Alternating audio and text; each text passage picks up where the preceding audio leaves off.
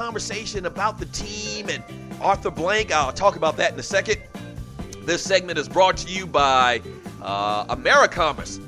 All you need to get your online store off the ground the right way. So go to my webpage or my website, thedougstewartshow.com, and click on their banner link and get all of the details. Thank you so much for joining your folk. You can email me, Doug@thedougstewartshow.com, and you can also call the show at 404-382-0338. That is the number to the show, and we're having a lot of fun. The Dougie Daily question is, who's your favorite team and why? And that's the most basic sports talk, barbershop talk question that you can ask.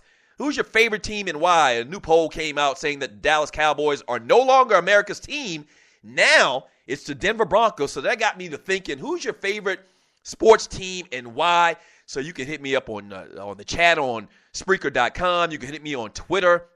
And I'm reading all of your responses and having some fun with that today. We'll talk about the Falcons a little bit more in a second. But I got some tweets I want to read. In the last segment, I talked about some of the highlights from the BET Awards last night. I really didn't pay attention to it intently because I was doing some other stuff. But something jumped out at me, and it was this little cipher that went back and forth between Remy Ma and Papoose.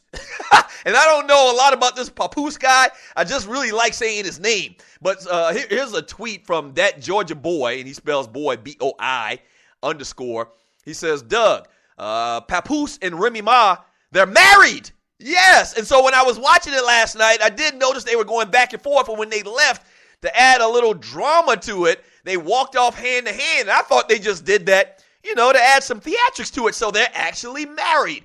And then also that Georgia boy says that last dude in the cipher was Murder Mook. Yes, and I mentioned how this Murder Mook guy, and I like saying his name too, this Murder Mook guy, he is about to be the next big thing. If he's got a lot of work and he's got talent.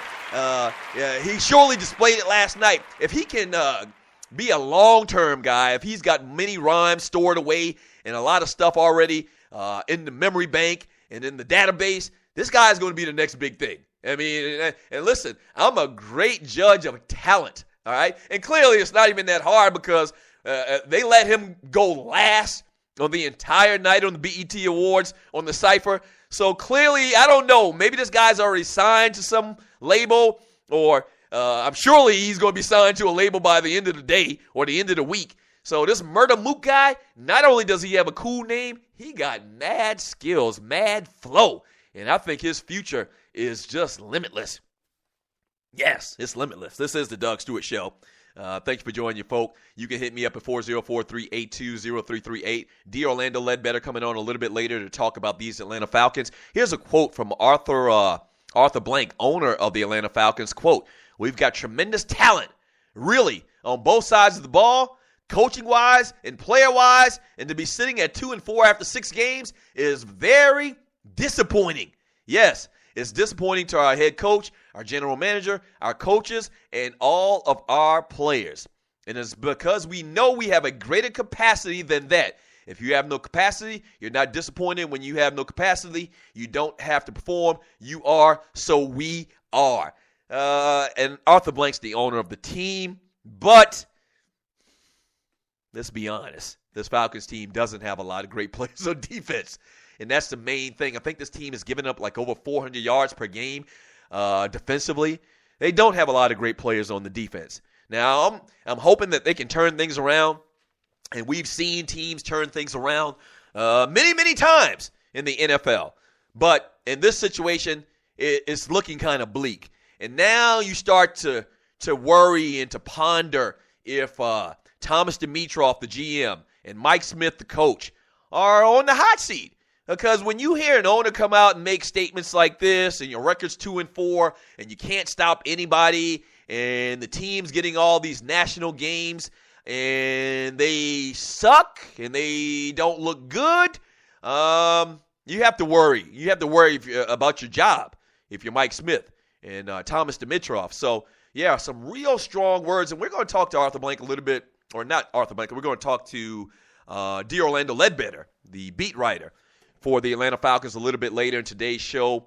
And I'll ask him about those comments and the state of the team in general, real tough right now. As I mentioned in the story, 2-4, and nobody saw this. And the team had a real down year last year in retrospect to other years, the previous years under this regime. And so last year was disappointing, but you could blame it on the injuries, in particular Julio Jones not being out there for the team. A lot of defensive injuries as well.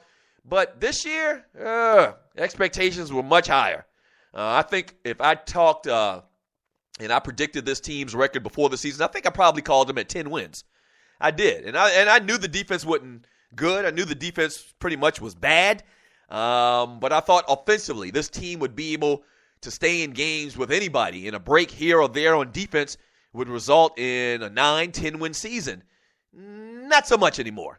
Not so much anymore. It doesn't look like that's going to happen.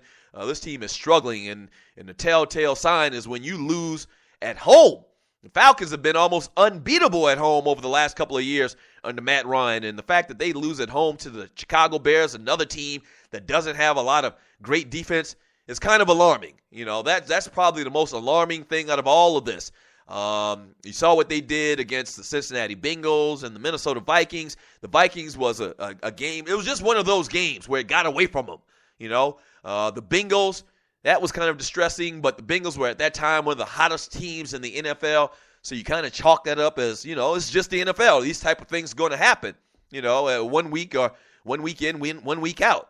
But the loss this past weekend to Chicago, it was a different look on the fans' faces down at the Georgia Dome. I was there. I had a snootful, and I had been, enjoying myself greatly and eating hot dogs and hamburgers, but I really observed the fans and their attitude and their demeanor after the game, and that had a different feel this past weekend than the talk from fans on Twitter and on Facebook or social networks and in general than the other losses. Like, this loss was bad because we weren't supposed to get dominated like we got dominated this past weekend. In the game, the score really was worse than the score indicated.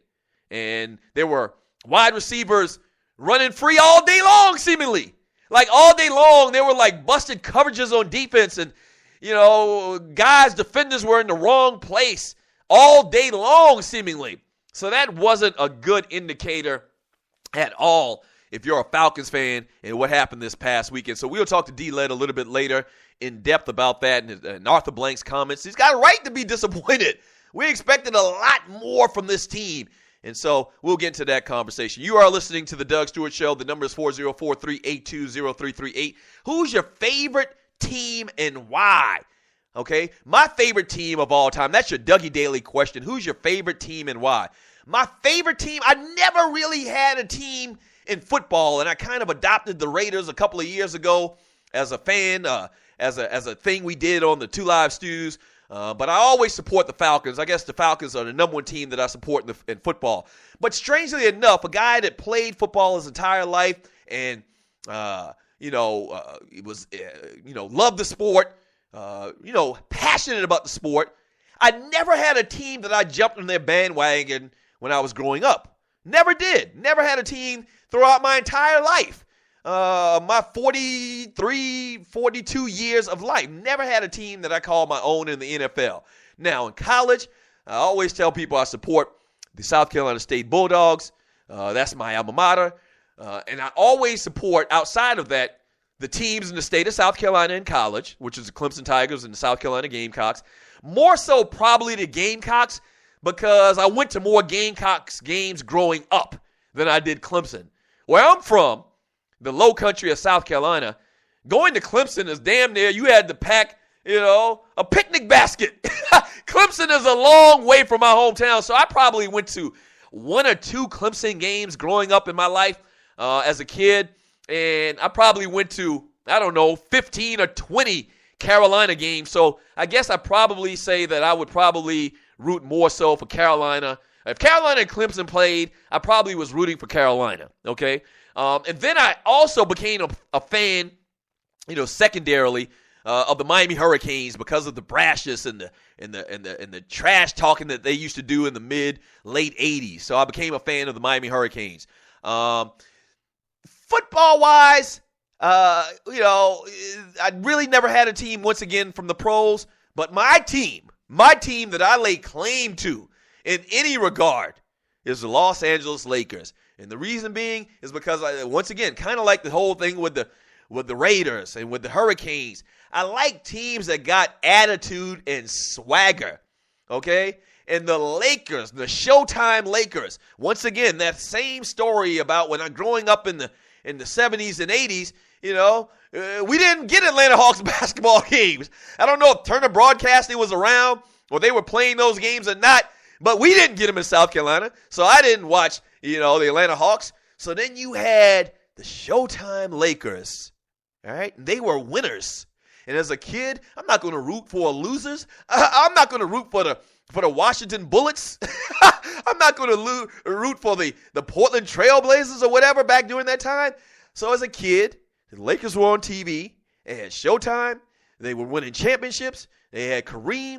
They had Magic. They had Norm Nixon. They had Michael shoot the three-pointers and had the Sykes. Michael Cooper. They had Michael Cooper. They had all these great players, okay? And they had Showtime, and they had swagger. Yes. And so as a kid, that attracted me, and ever since, I have been a loyal fan. And that's the thing. Once you get with a team, once you proclaim this is your team, you have to.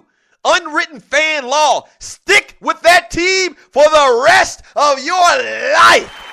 And through good times and through bad times, more so good times than bad times, I stuck with the Lakers. You can go all the way back to high school or middle school, I think it was even. I had a Lakers starter jacket that I got for Christmas in South Carolina. Yes, yellow, bright-ass yellow. So that's always been my team. And I got to be honest, it's been easy to be a Laker fan because of all the success.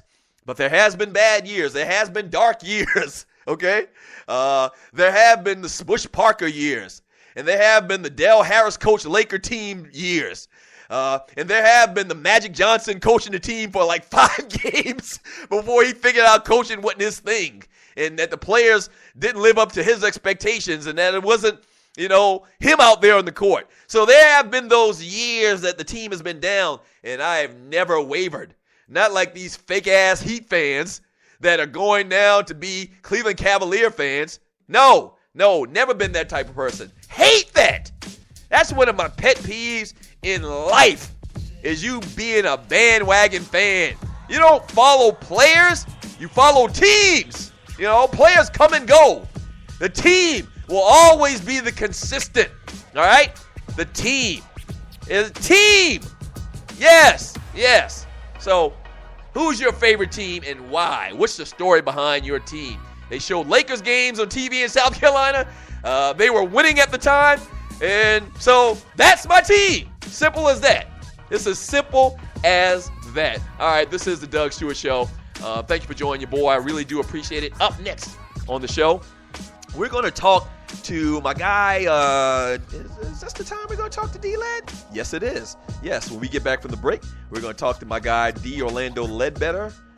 Actually, no, we're going to talk to D-Led at 12:30. I'm getting right now in my ear. We're going to talk to D-Led about the Atlanta Falcons a little bit later in today's show. All right, when we get back from the break, we'll talk a little bit about what's going on in the NFL, some news on the Dallas Cowboys. They got players stealing things. They're not America's team anymore. I'll give you some details on that. We'll talk some pro football, and we'll take your calls, read your chat, and do all that we do on the funnest, the fastest sports talk show in America, The Doug Stewart Show. Don't go anywhere.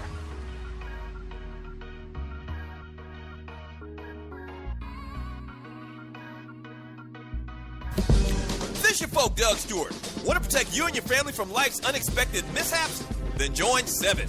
Join 7 is a prepaid legal company under the umbrella of the Protection Group. Join 7 is the only group benefit or motor club in the U.S. that offers auto reimbursement coverage, key replacement coverage, roadside assistance, gives you a current Medi-file, prescription savings, and a fully encompassed prepaid legal benefit that includes identity theft. They got your back. The average combined cost to purchase these benefits individually is over $850 a year. Join today and take advantage of all 7 for $17 a month. They've been around for over 20 years, so check them out by clicking on the banner link on my page, thedougstewartshow.com, or the app. Just go ahead and join 7.